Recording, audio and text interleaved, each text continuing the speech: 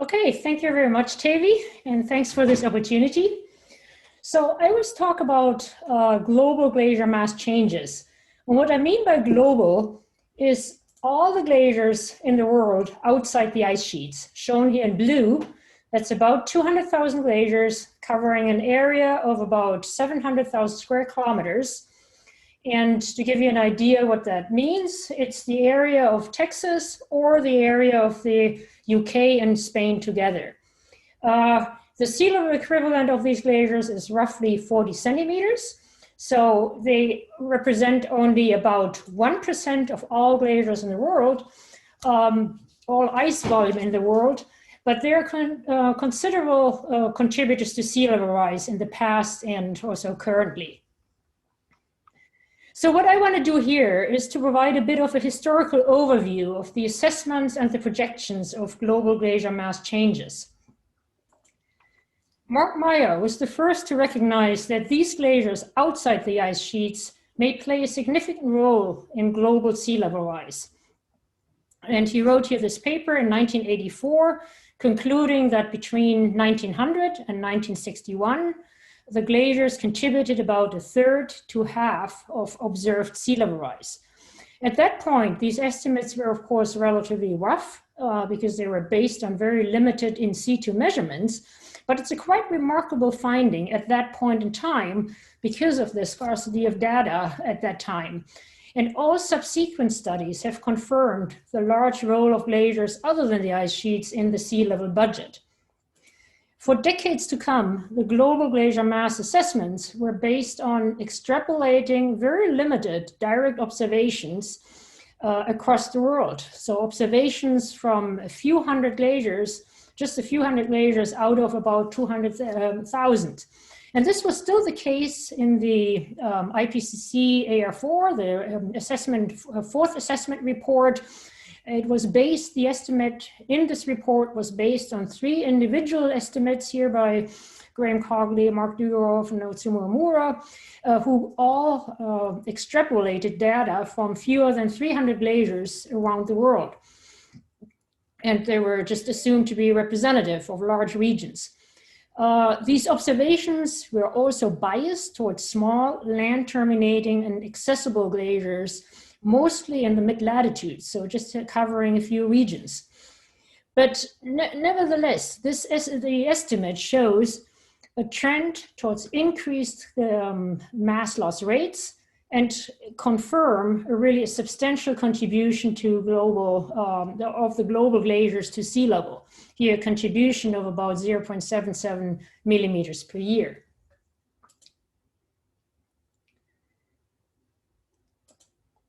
Oops, nothing is happening. So at that time, one big problem was also that the World Glacier Inventory was largely incomplete, despite the enormous efforts of GLIMS. And that made assessments and especially projections of glacier changes at that time, not too long ago, like up to 2011, very difficult. Here in 2011, still 65% of the area was not in the inventory. It was not before 2012 when the RGI, the Randolph Glacier Inventory, was created in a big community effort. The goal was to complete, really to have global coverage of all glaciers, even if it meant compromising on glacier outline quality. So the idea was to have something ready for IPCC for the report in 2013. So in 2012, the RGI was born, and this opened really new opportunities for assessments and for projections. So with now the RGI in place and newly emerging satellite data, that opened then ways to more accurately estimate the global mass changes. Here is the one that went into the IPCC AR5 report. It combined the best available estimates for each region, supplemented with a few new analysis based on ISAT. So in the regions where there's a lot of in situ data, the glaciological method was used. In the polar regions where there's hardly any in situ measurements, GRACE or ISAT was used.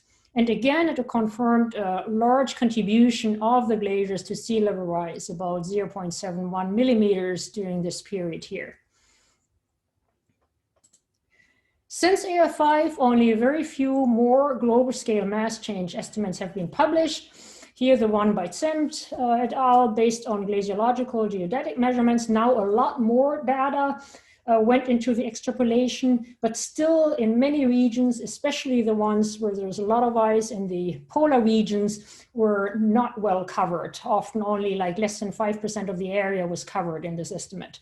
And then there also were like 2 new global scale GRACE estimates. What you see here is a compilation of all available global mass change estimates. So the upper panel shows all glaciers, including those in the Antarctic and Greenland periphery. Below, it's excluding those glaciers, and we show them here separately because there's far more estimates if you exclude the Antarctic and Greenland periphery. The black lines show the annual mass changes by Zimt et al. Based on extrapolating glaciological and geodetic observations. The gray is the uncertainty. The boxes are multi-year means over different time periods. And in the vertical is plus minus the reported uncertainties. And pink marks the estimates by GRACE. What you see here is more negative mass balances in the last part of this period. Also, you see large differences between different estimates, some of them not even overlapping within uncertainties, although they cover more or less similar periods. Also large discrepancies between the GRACE-derived year-to-year variability, shown here in pink, and the annual balances derived from the glaciological observations. And it became clear that looking at these differences here, that the community needs to get together and try to understand these differences and tackle the mass change assessments in a more coordinated way. And this has led to the recently established working group of RAGMAC by the International Association of Cryospheric Sciences, IACS, and RAGMAC stands for Regional Assessment of Glacier Mass Change. And the goal is to work towards improved mass change estimates and come up with best practices for these different methods to derive global estimates from the glaciological, geodetic, and gravimetric methods, and really try to understand why we have all these differences and how we can reconcile them between the methods. So much about the past. Now I want to move to the future. How will glaciers globally change in the 21st century? And also here, I want to give a little bit of a historical perspective. Over a period of more than a decade, only 2 global scale projection studies can be found in the literature. And as for the past assessments, a huge problem was that the inventory was incomplete. And that's probably also a reason why there's not too many other studies, because it was just very difficult to make projections if you don't have a complete inventory. This changed then with the new complete RGI inventory, and with IPCC coming up, a few new models were developed. But still, sort of want to emphasize, like within almost 20 years, there's just 6 published studies that project glaciers on a global scale. So that's very, very different than in the ice sheet community, where there's really a lot of models projecting the future. None of these efforts here, of these studies, was coordinated with any other groups. It was just sort of single studies published by different groups in the world. So we saw also here a need for a more coordinated effort. And that's what Glacier MIP is about, and that was started 5 years ago. Glacier MIP is the Glacier Model Intercomparison Project. It's a targeted activity by CLIC, the Climate and Cryosphere Project. And the goal is here to provide a framework for coordinated intercomparison of global scale glacier mass change models, and also to promote model improvement and try to, in collaboration here, to reduce uncertainties in these global scale projections. And as a first step, the first step was to take the studies that were in the literature by that point in time, by 2016, and compare the projections in a coordinated way. So these were the 6 models. It was an open call. So these were the 6 glacier models that submitted their data to Glacier MIP phase 1. We had a total of 6 glacier models, 214 projections, each of them using 2 to 14 different GCMs. In total, 25 different GCMs were used, 4 emission scenarios, and we looked at the period 2015 to 2100. And all models computed all the regions here, the RGI regions, but not all models computed the Antarctic and Greenland periphery. So here you see the results of the global volume projections relative to 2015. So 1 here means 100% mass in 2015, and you see how much mass is remaining by the end of the century. The thick lines show the multi-GCM means of the different glacier models, and the thin lines, the individual GCMs. So results show, substantial reduction in volume as expected, ranging here from 18 to 36%, the mean for the different emission scenarios. And the corresponding sea level equivalent is about 94 millimeters to 200 millimeters. This is on the global scale. The next slide shows here the regionally differentiated mass losses. By 2100, the mass loss in percent relative to 2015. You see here the 19 RGI regions, and the lower 3 rows show the global scale with or without Greenland and Antarctica. The regions are sorted by percent mass loss. And what you can see is there's huge differences between the regions that have little ice, like Central Europe or Caucasus or Western Canada, lower latitudes. They have large mass losses up to like 80, 90% by the end of the century, whereas the regions where there's a lot of ice, it ranges between 20, 25, 30% mass loss. So each of the dots here is a multi-GCM mean of 1 glacier model. This is the relative mass losses, but of course for sea level, what matters is the sea level contribution, and here also now ordered by mass loss in millimeter sea level equivalent. And here you see that it is really only a few regions that contribute most of the sea level rise. The regions with a little ice, down here, they contribute very little, whereas like Alaska, the Antarctic, Greenland periphery, Arctic Canada, Russian Arctic are the main contributors to sea level rise. We also looked at the mass balance sensitivities. So the mass balance sensitivity defined as how much will the mass balance change if temperature increases. So it's really the change in specific mass balance per degree temperature increase.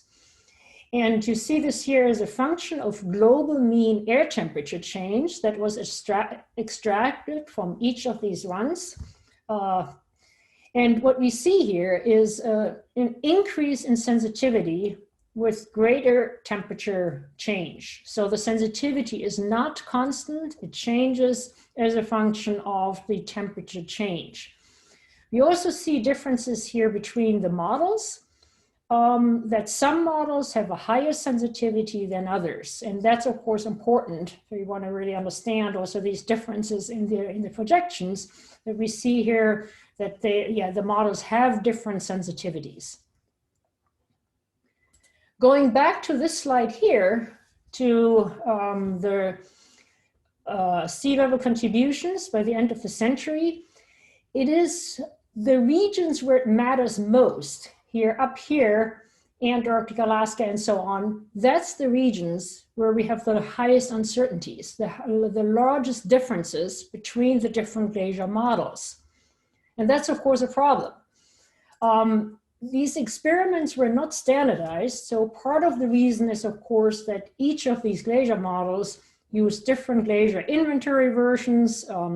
They use different initial volumes, different GCMs, so they are not directly comparable. But for 4 GCMs, you can't directly compare them. So to eliminate those effects of different ensembles, we looked here at simulations that used exactly the same GCM and the same emission scenario. And there were only 4 GCMs that were used by all glacier models. And when we look at those, we see substantial differences in the percent mass loss by 2100 between the glacier models. Ideally, these dots should be all on top of each other. And interestingly, these differences are not necessarily systematic. For instance, one glacier model may project the lowest mass loss in one region, but a higher mass loss than the other models in another region. So they do have not only different sensitivities when you compare the glacier models, but it differs actually, it varies from region to region. I want to just highlight here 3 regions where dramatic differences, like the Russian Arctic. One glacier model predicts no change and another one about an 80% mass loss. So this is of course a problem, and we need to understand why these models have such different sensitivity and behave in such a different way. And possible causes for these differences are the different region boundaries that they use, the different initial volumes, but also differences in the model physics, how they were calibrated, and how the climate data was downscaled. So since AR5, a few more models were published. Here are the ones in red. And so for the next phase of Glacier MIP, after this comparison of existing previously published projections, the ones here in green, and we wanted to provide the community-based consensus projections for the upcoming IPCC AR6 report. So we saw a need for a more standardized approach and standardized projections for the next phase of Glacier MIP. So we had an open call for participation. We prescribed the boundary conditions here, same region boundaries, same initial volumes, same GCMs and emission scenarios, and all modeling groups had to adhere to those. There was a total of 11 glacier models, so the community has grown, and we had about 280 simulations. We prescribed up to 10 GCMs. Not all of them used all of them, but yeah, those were the 10 that we all used, and 4 RCP emission scenarios. So of the 11 models, 4 took part in the previous comparison, and there were 7 new models. And the ensemble was richer this time in terms of model physics.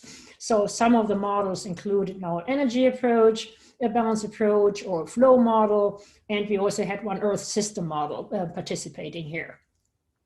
So for the first time, it was a much more coherent ensemble of projections, even though, as you can see, it's not the number of GCMs per glacier model, but for the ensemble, it's not exactly the same for all. Also, not all used all the RCPs. And some models did not model all the RGI regions, but just a few. But about 7 models used modeled all the RGI regions. To give you an idea how the RCP scenarios translate into temperature and precipitation changes, what you see here is the time series of temperature and precipitation for the 4 RCPs, both for global mean temperature and the mean only over the glaciers here in blue. And just here for RCP8.5 down here, by the end of the century, about 6-degree temperature increase and about a 30% increase in precipitation. And important to note, of course, is that the temperature and precipitation increases are much larger over the global glacier area. Here you see the result, the annual mass changes, again, relative to the mass in 2015 for the globe and also for the 19 RGI regions.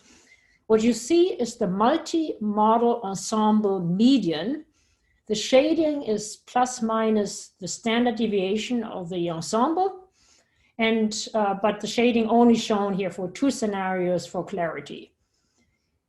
The global mass losses are here between 17 and 38% by the end of the century, depending on the RCP scenario, and the cumulative sea level equivalent about 75 up to 165 millimeters.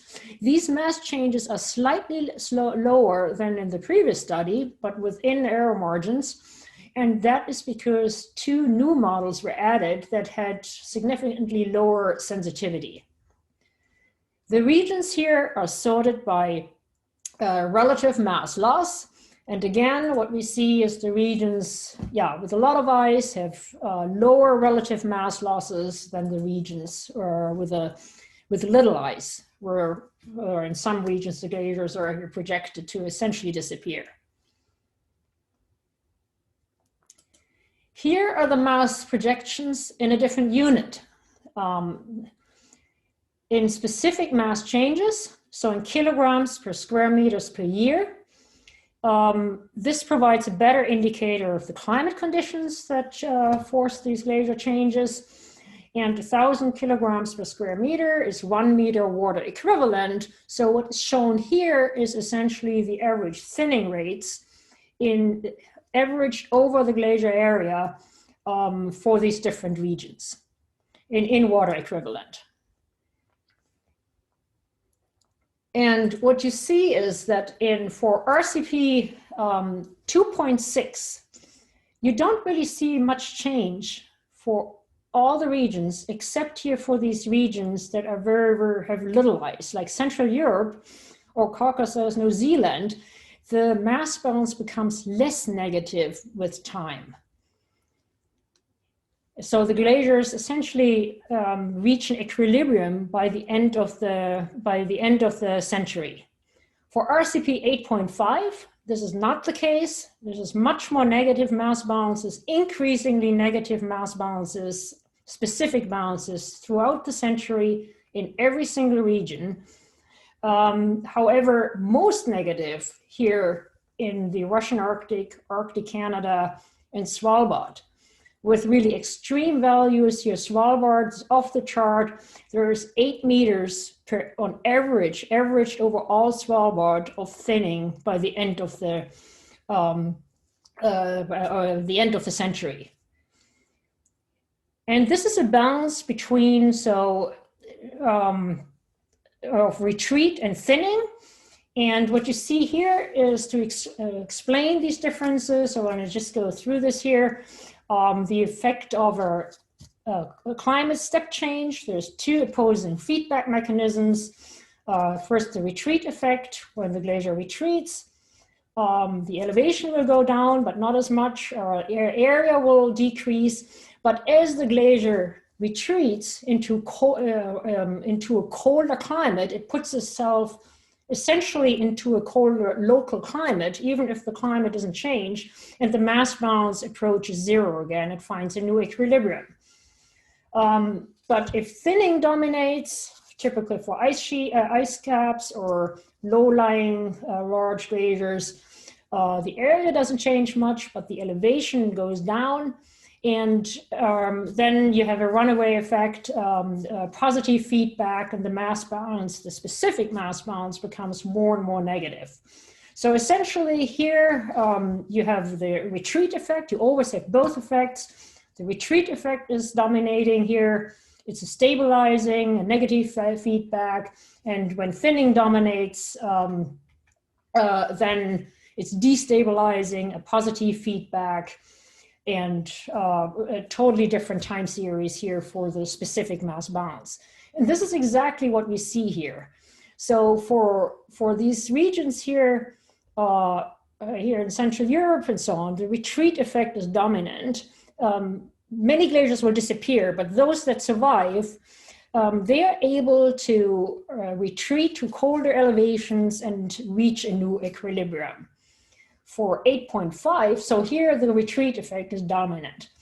But for the 8.5 scenario, this is not possible. The warming is way too intense to compensate, so that the retreat effect cannot compensate for this these increases in temperature. And why here for these regions in Arctic Canada and Russian Arctic, there's a lot of ice caps. So that's where the thinning effect is dominating, and this is what really drives these much larger specific mass loss rates in these regions here, in these polar regions, compared to the other regions. And again, projections in yet another unit, this time in millimeter sea level equivalent. What you see is for RCP2.6, there's a little bit of an increase, but then sea level will actually decrease slowly over time. So here again, the warming is only moderate. Many glaciers, I mean, many will disappear, but those that survive retreat to colder, higher elevations, and the mass loss from these glaciers is going down.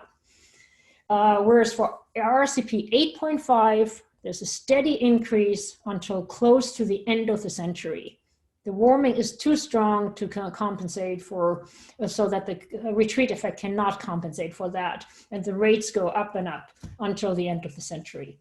What is also notable is that the sea level contributions here by the end of the century from the glaciers for the RCP 8.5, the mean is here 2.5 millimeters, and some of the simulations go up to 3.5 millimeters per year. So that corresponds to the current rates of total sea level rise. Sea level rise at the current rate is about 3 to 3.3 millimeters per year. And what we project here by the end of the century is that the glaciers will contribute just as much to sea level like the entire sea level rise rate that we have right now. The next slide shows a comparison with the ice sheets. From the IPCC, the recent special report on the oceans and the cryosphere.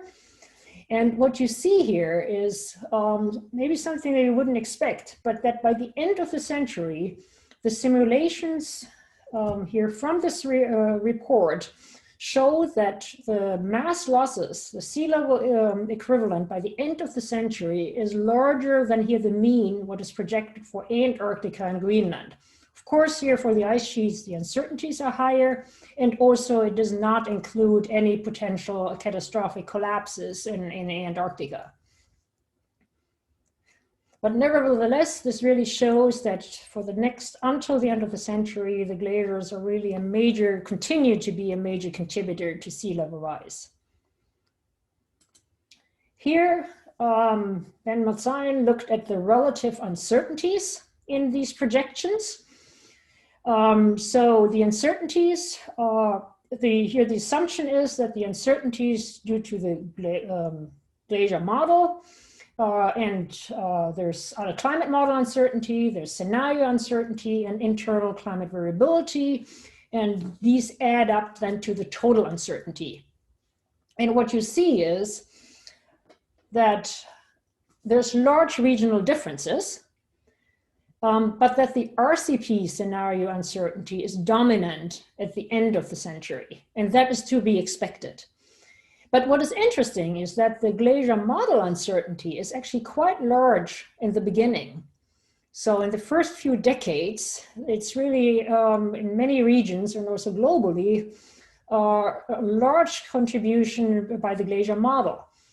So that also means that improving the glacier models can really reduce the uncertainty in the next decades to come. So this really helps this analysis to see where to reduce, where we benefit most when we try to reduce the uncertainties. This was a lot about sea level, but of course the glacier changes impact like water resources, runoff. And I want to spend a few minutes now how these mass changes affect runoff.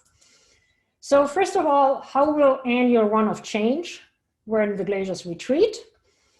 First, typically annual runoff goes up, and it can go up by like 50, 60%, quite substantial. And as the glaciers then retreat further, the runoff goes down. And so somewhere there's a turning point, what we call peak water, and the timing of peak water is of course important to know for water resources management. So what you see here is a compilation of peak water for different regions in the world from the IPCC SROC report.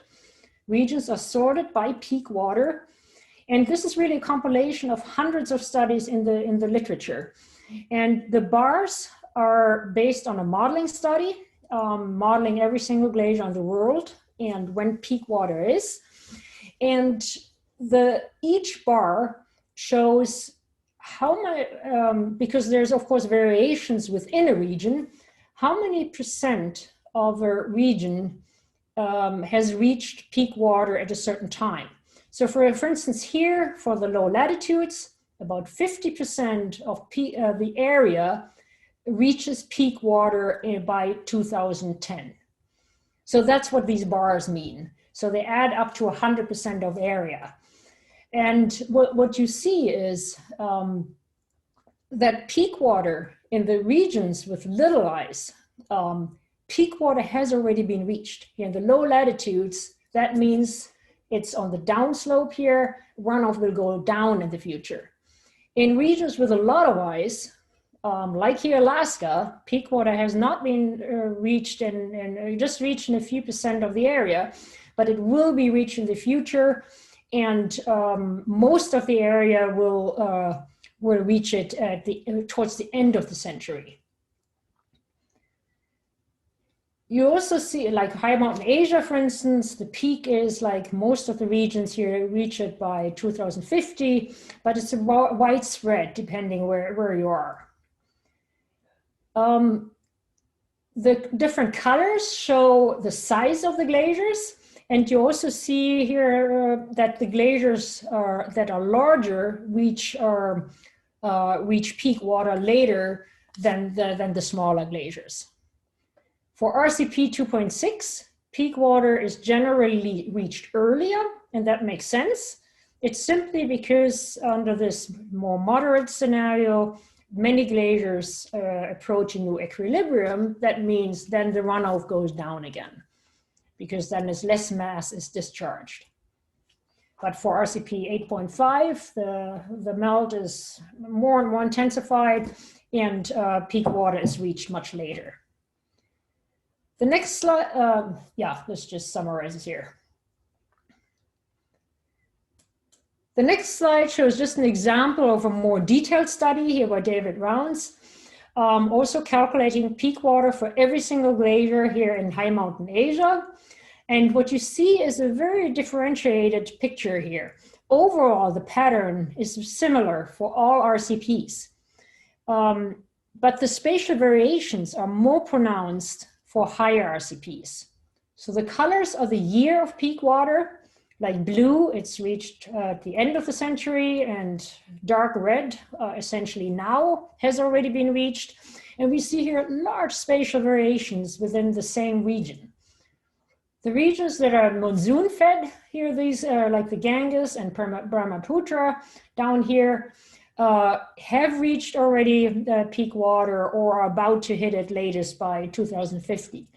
Whereas the basins like the Indus here that are fed by the westerlies, they hit peak water much later. But even here within the basin, there's huge spatial variations on a very, very small scale. And that's of course important for, on a local scale for water resources. Okay, so what are the challenges in global projections, and where do we go from here? Most models compute mass change of every single glacier individually. And this is, of course, quite sophisticated and great. But most models are still very, very simple. The climate forcing, all of them use, all but two use just temperature and precipitation, often just monthly mean. Most of them are simple degree models. Most of them use some scaling or a simple geometric model to model the geometric changes. Frontal ablation is neglected, so the calving and submarine melt, neglected by all but one model, and that one model has shown that it accounts approximately for 10% of total ablation. So what you see here is the model, the projection, different time periods, total melt and total accumulation, and then here in purple you see the frontal ablation. And gray is the net balance.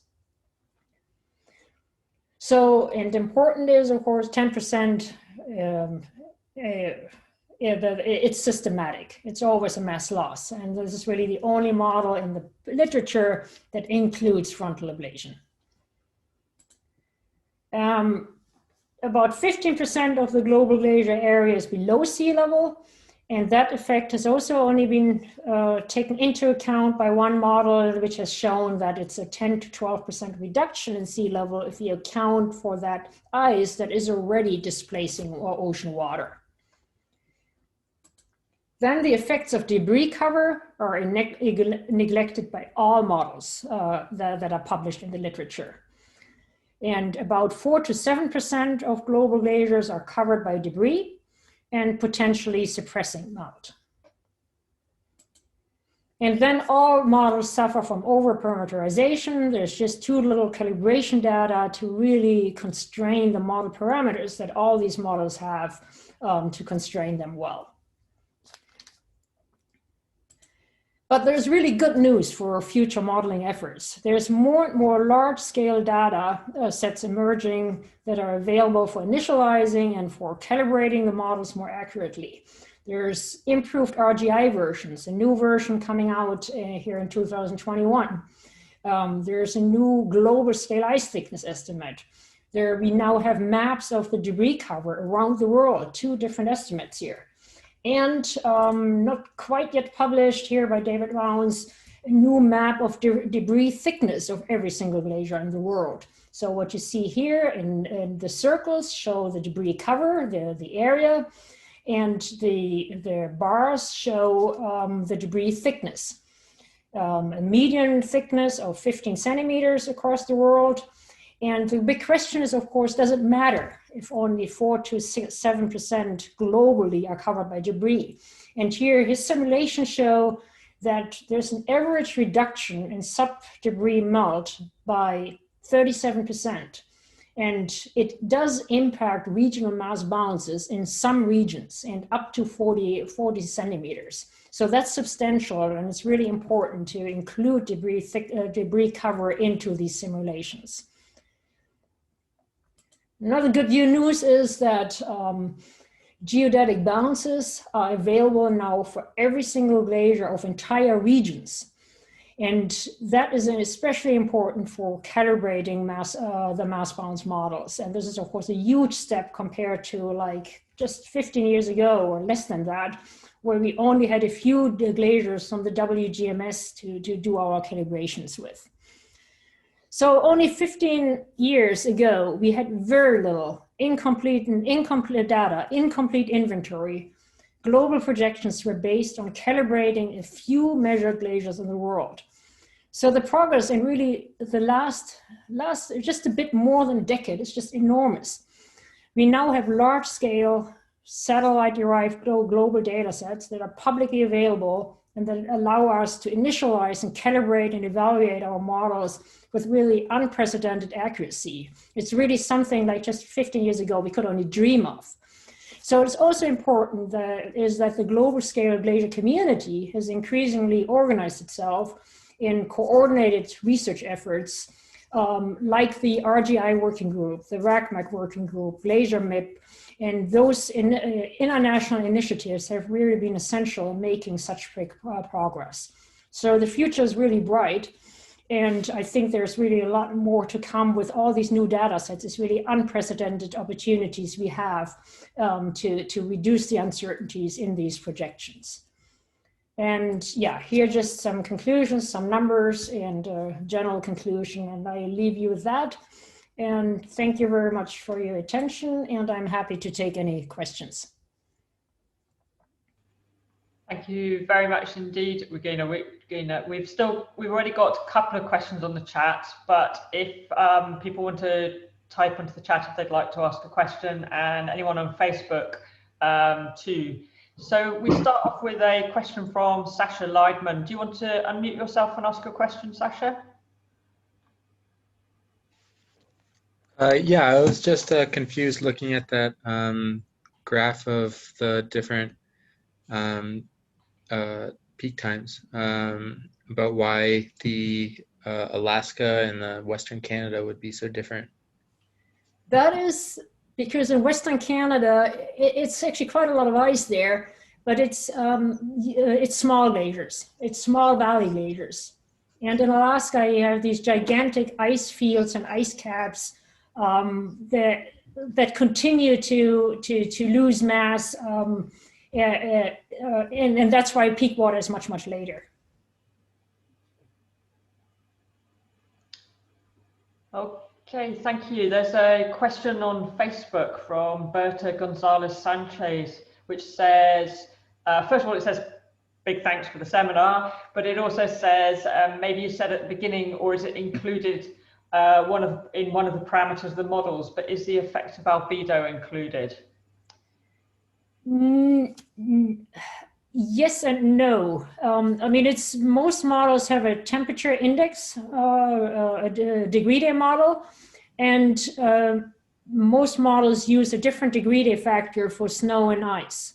So they model the snow cover, and then the snow cover is eliminated. Then you use the degree day factor for ice, which is larger. And that is, of course, the different degree day factors. The idea is to account for albedo.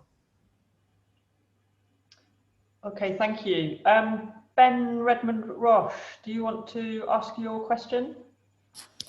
Hi, Regine, thanks for a great talk. My question was also regarding the albedo and the material covering the glaciers. Just regarding whether it's just the boulders and the rock material, or whether it's also things like black carbon, dust, and aerosols, which are also to be considered in the models?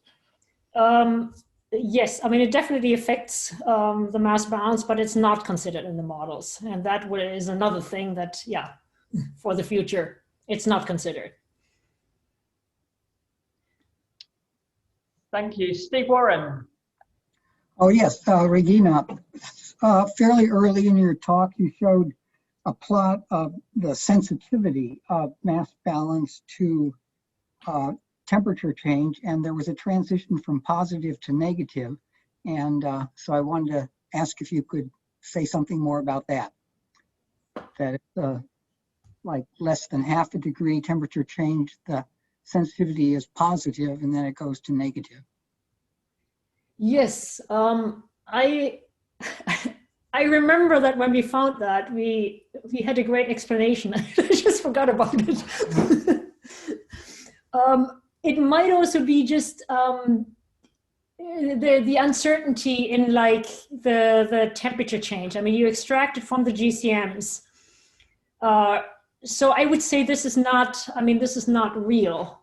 This is just sort of, and the other thing is, of course, it's not only the temperature change, because there's also precipitation changes. And then when you only have a little bit of a temperature change, yeah, that's it. If you only have a little bit of a temperature change, then if there's also precipitation change, then it messes up your sensitivity here. Okay. Adam Kashtan. Yes, I'm here. And my question is about output in different model about Russian Arctic. What problem? A lot ice cap, and you have a different model for ice cap. Why different output? Can you different model? Yeah, different model. You mean if we have a different model for the ice caps? Yes, yes. Because it's output on different for and for forecasting and for Russian Arctic. I don't see. Yes, I mean, it's not a different model. You run essentially the same model, which is just depending on which model it is, but it can be an elevation dependent model that just calculates the mass balance for every elevation. And if it's an ice cap or an ice or a glacier, the model doesn't know. And it doesn't really matter. But the different responses only that the ice cap starts thinning, and then it puts itself into a warmer climate, and that amplifies then the response to the warming. Whereas the glaciers, because we have a geometric model in there, when the glaciers retreat, that is accounted for, then they put themselves into a colder climate, and that gives the different responses between the ice caps and the valley glaciers. Mm-hmm. Thank you so much. Very, very interesting and great talk. Thank you. Lino.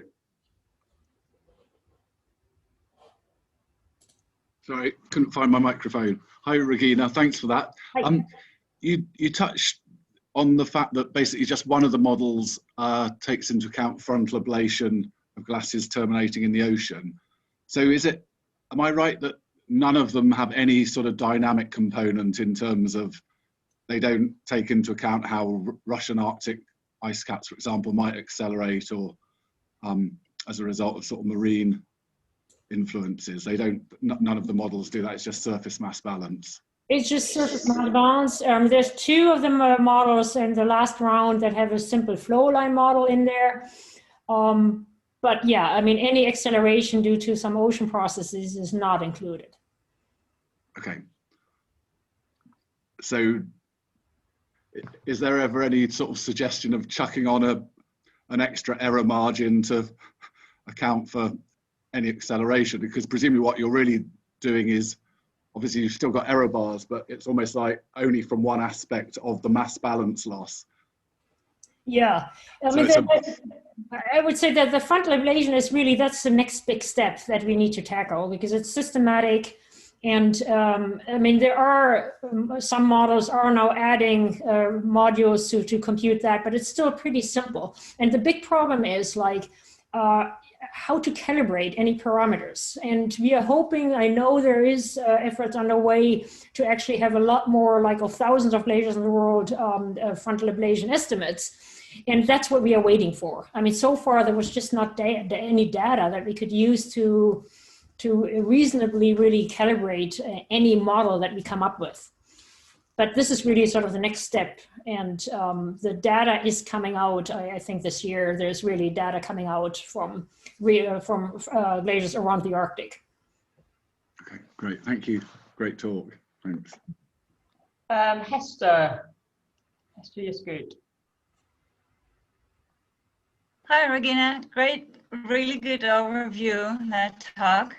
So my question, for the overall picture, it doesn't really matter, but do you have any idea what the uncertainties in both the glacier outlines and in the DEMs are relative to the uncertainties in the models? So obviously it depends on the size of the region. So New Zealand just has a new complete glacier inventory, and for that region it makes a big difference, but if you rerun the model it probably doesn't.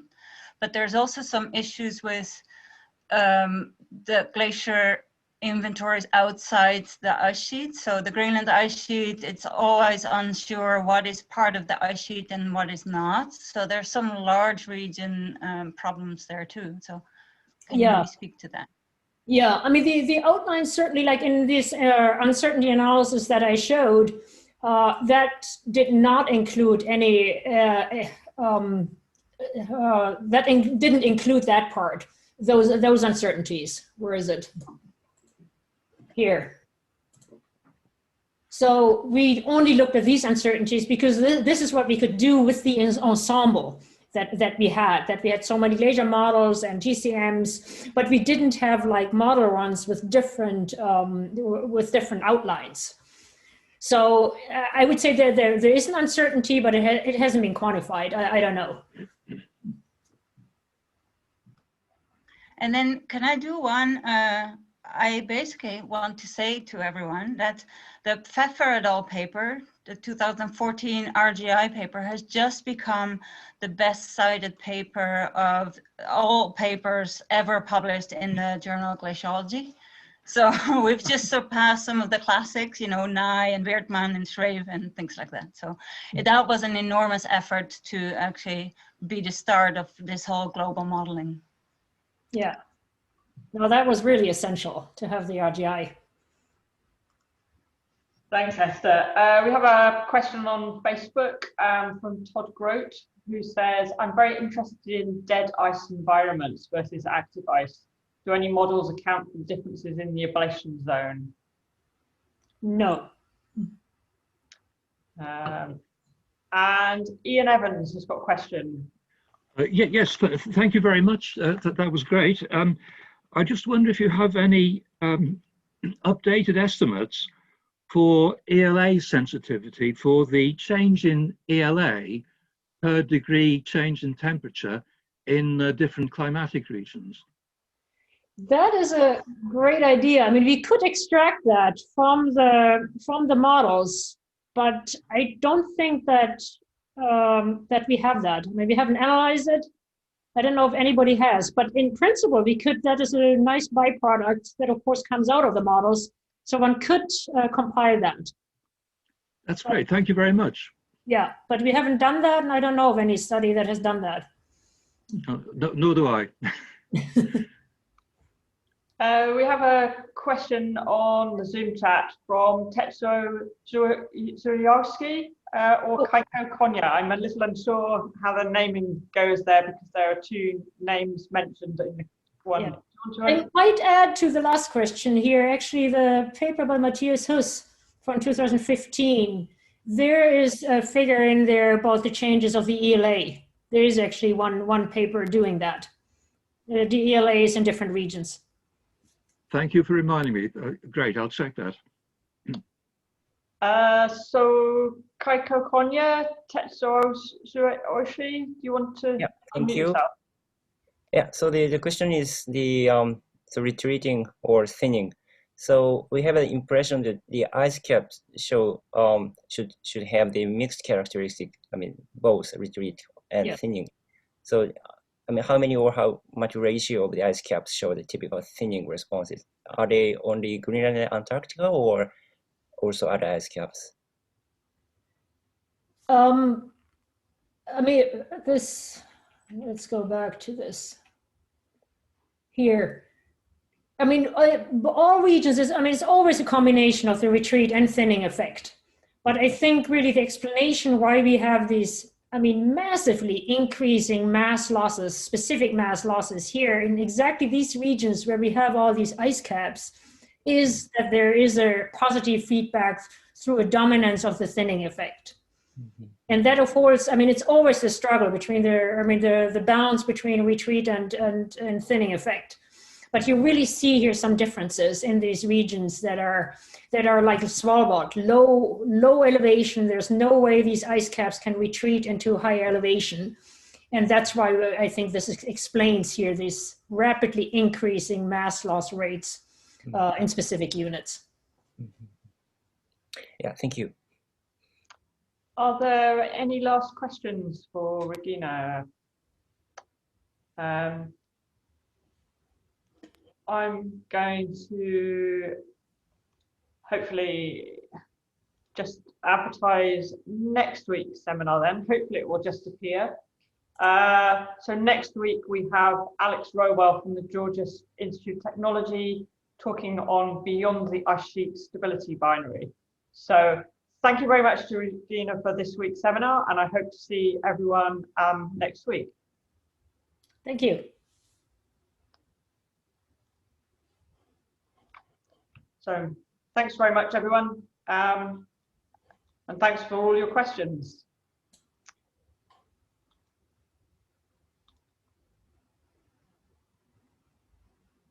And I'll send you a copy of the chat, Regina. There's a lot on it.